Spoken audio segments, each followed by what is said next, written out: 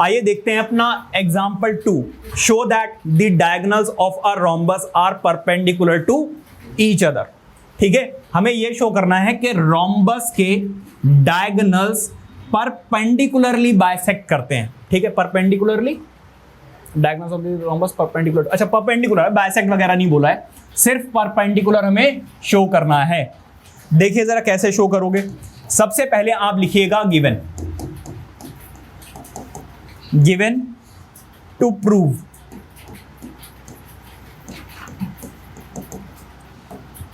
Proof.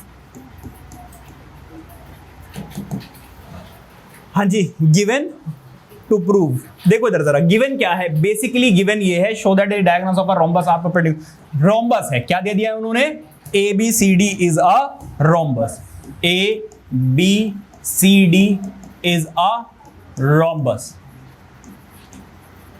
ए B C D बेटा क्या है, एक रोम्बस है। ठीक है, अच्छा हमें क्या शो करना है कि ए सी जो है, ए सी जो है वो परपेंडिकुलर है किस पर, बी डी पर। बताइए कोई दिक्कत।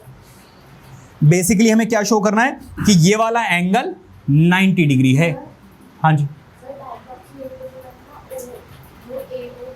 बाइसेक्ट की कोई बात यहाँ, वो ठीक है, गिवन है, अच्छी बात, पता है बाइसेक्ट तो करते ही हैं, हमें पता ही है वो चीज, वो उसकी प्रॉपर्टी में आ गया है ना।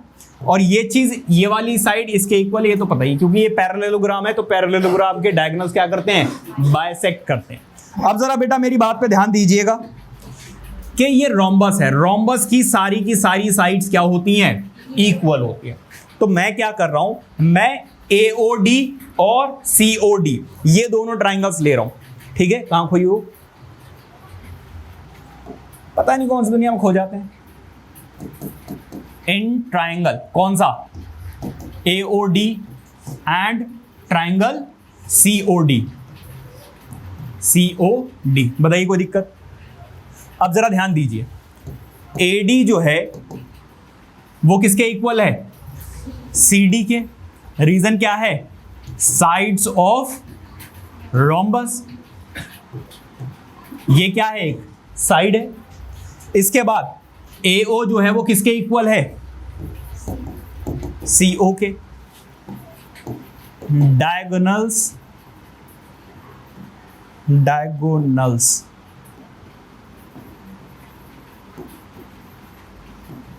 bisects each other,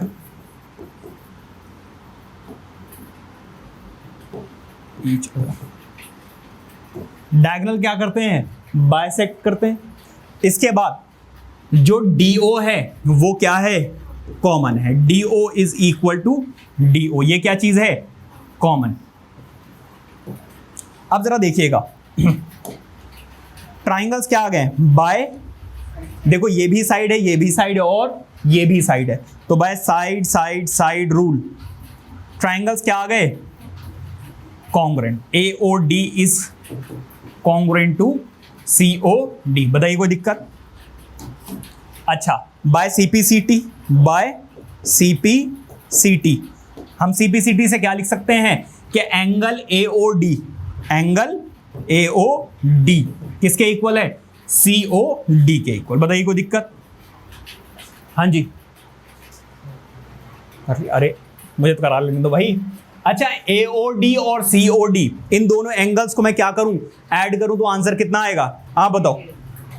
शांत, कितना आएगा,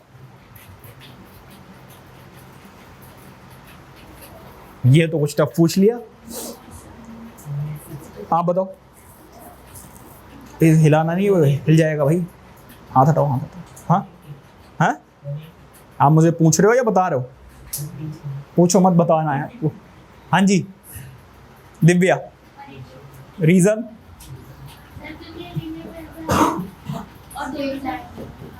दिव्या बेटा आपके अंदर मुझे इंप्रूवमेंट नजर आ रही है,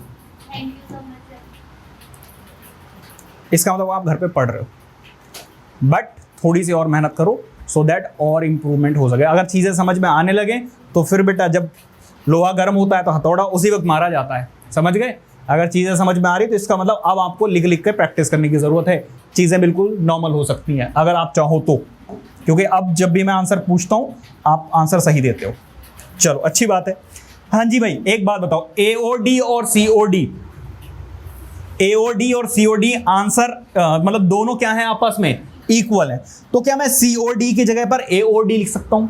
हाँ जी, AOD प्लस COD की जगह पर मैं क्या लिख रहा हूं, AOD। रीजन क्या है? रीजन है AOD is equal to COD। अच्छा, यहां पर क्या आ जाएगा, 2 टाइम्स AOD, क्योंकि AOD और AOD कितनी बार आ गया, 2 बार आ गया। तो इसका मतलब देखो ये 2 मल्टीप्लाई हो रहा है, उधर जाकर क्या हो जाएगा, डिवाइड। और जब आप 180 को 2 से डिवाइड करोगे तो आंसर कितना आएगा, 90 डिग्री का। इसके बाद लिख देना हैंस, देखो अगर ये 90 डिग्री आ गया तो ये भी 90 डिग्री होगा, ये भी 90 डिग्री होगा और ये भी 90 डिग्री होगा। हैंस एंगल AOD किसके इक्वल है, COD के इक्वल है। तो ये दोनों कितने हो गए, 90 हो गए। और बाय CPCT हमें पता है कि COD जो है वो किसके इक्वल है, AOD के इक्वल है। मतलब ये भी कितना हो गया, 90 डिग्री। और वर्टिकली अपोजिट एंगल से ये भी कितने डिग्री का हो जाएगा, AOB जो है ये भी कितना हो जाएगा, 90 डिग्री। रीजन क्या होगा, वर्टिकली अपोजिट एंगल्स। अब लिख देना जरा, हैंस डायगोनल्स है BOC। अच्छा कहां पर, अच्छा vertically opposite angles. Hence diagonals are perpendicular, are perpendicular. बताइए कोई दिक्कत? इस तरीके से आपको करना है। सारे एंगल्स अगर 90 डिग्री के आ गए तो डायगोनल्स क्या हो गए, परपेंडिकुलर। ठीक है, क्या हुआ, प्लीज नोट इट डाउन।